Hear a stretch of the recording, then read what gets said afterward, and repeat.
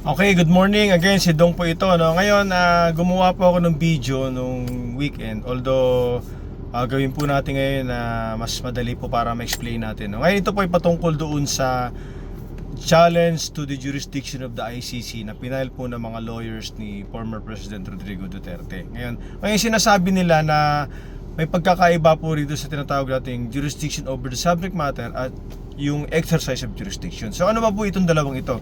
Pag sinabi po nating jurisdiction over the subject matter, ang ICC po ay merong jurisdiction magmula nung tayo naging member noong 2011 hanggang sa tayo nag-withdraw, nag-approval ng withdrawal nung March 17, 2019. Okay, yan po yung coverage ng mga di umuning krimen na nakomit, no? Patungkol doon sa crime against humanity. Kaya sinasabi naman nating exercise of jurisdiction ay kung kailan nagsimula na magkaroon ng nag-assume ng jurisdiction ang ICC.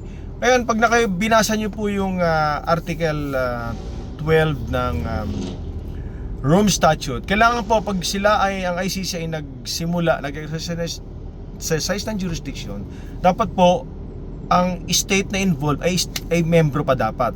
Ngayon ang tanong dito, kailan ba nag-exercise ng jurisdiction ng ICC sa kaso po ni former President Rodrigo Duterte? Ngayon ang sinasabi po ng mga lawyers ni former President Rodrigo Duterte ay sila ay only nagsimula lang nung from the time na yung application for preliminary investigation and prosecution ay na-approve nung September 15, 2021, which is almost 2 years po ang lumipas, makalipas po na na-approve ang withdrawal natin noong March 17, 2019. Okay, 2 years po yan, maliwanag po Ngayon, at ang sinasabi rin po ng prosecution na yung preliminary examination na ginawa po noong February 2018 ay hindi matatawag na exercise of jurisdiction ng ICC dahil ito naman po ay preliminary investigation na ginawa lang po sa own initiative or sa sariling pagsisimula lang po ng prosecution. Kasi magkakaiba po ang tinatawag nating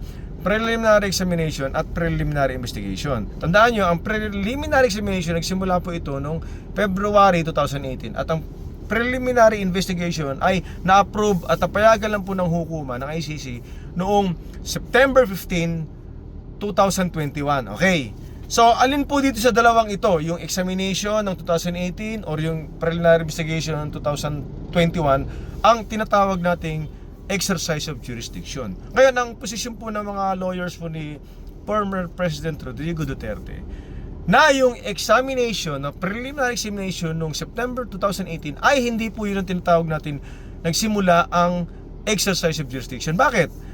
Kahit na tayo ay membro pa nung panahon yan, 2018, still, hindi po kasi naman nag-file ng motion ang prosecution para masimulan nila yung investigation. Sarili lang po nila yun. So wala po yun. Wala pong, hindi po siya authorized, no? Pag mababasa niyo po doon sa history po ng sa mga chronological event po ng prosesong ito, nagkaroon lang po ng authorization para magkaroon ng preliminary investigation noong September 15, 2021. So doon pa lang po technically nagsimula, ayon sa mga lawyers po ni former President Rodrigo Duterte, doon pa lang nagsimula yung tinatawag nating exercise of jurisdiction.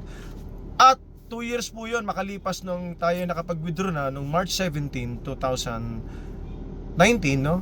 At nakalagay nga po doon sa Rome Statute, no, ng Article 12 na dapat po bago mag-exercise ng jurisdiction ang ICC, dapat membro pa rin ang isang estado na involved, no, kagaya ng Pilipinas. Nung nagkaroon na po ng authorization para magsimula ang preliminary investigation ay hindi na po tayo membro. So yun ang kanilang posisyon na at yung examination po, yung preliminary examination ng February 2018 ay hindi po siya maiko-consider na exercise of jurisdiction dahil ito naman po ay simula lang to ng pag-imbestiga ng prosecution. Kasi po tandaan nyo, ang court at ang prosecution po magkaiba po yan, hindi po sila iisa, no? So kung ano man po ang aksyon ng prosecution at hindi po ito sanctioned or authorized by the court, kumbaga ito ay sarili lang po nila. Walang pinagkaiba sa atin sa preliminary investigation sa Pilipinas, no? Hangga't hindi ho napapile information sa korte, hindi ho nagsisimula ang criminal case, no?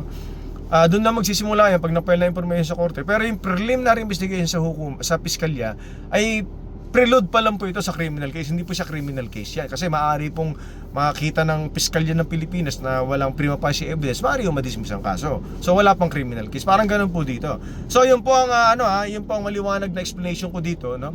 Para maintindihan po na lahat. Uulitin po natin, balik po tayo. Preliminary examination nung February 2018 ay according doon sa lawyers ni former President Rodrigo Duterte ay hindi po siya matatawag na exercise of jurisdiction. At yung September 15, 2021, 2 years after nakapag-withdraw ng March 17, 2019, ayun lang po ang matatawag na exercise of jurisdiction, to which nung nagsimula pa mag-exercise of jurisdiction ng ICC, hindi na po membro ang Pilipinas dahil nakalipas na nga po ang 2 taon nung tayo na-approve, no? So yun po. So ito po, base po ito, no? Ngayon itong ating dinidiscuss ngayon ay base po ito doon sa challenge to the jurisdiction of the ICC na pinal po ng mga lawyers. So, hindi po tayo rito gumagawa ng kwento. Base lang po doon, in-explain ko lang sa inyo para maintindihan nyo. Ngayon is lagay ko ulit ang link mamaya sa baba para mabasa nyo yung full text, no?